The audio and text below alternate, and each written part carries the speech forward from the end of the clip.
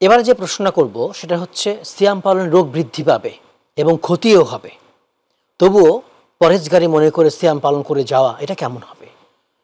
আপনি জানতে চেয়েছেন যে আমি যদি রোজা রাখি, এটা হচ্ছে ডাক্তারি বা কোনো একটা দিক আমাদেরকে বলেছেন যে আপনি যদি রোজা রাখেন তাহলে আপনার অসুখ বেড়ে যাবে বা ক্ষতির সম্মুখীন হবেন। এই ধরনের অবস্থায় আমরা রোজা রাখবো না।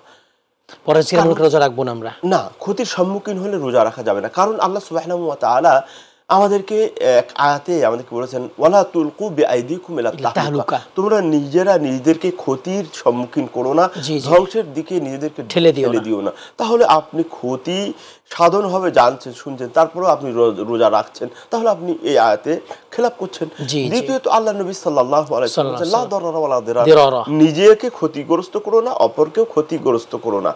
তাহলে এটা মানে এই হাদিসেরও খেলাফ হচ্ছে।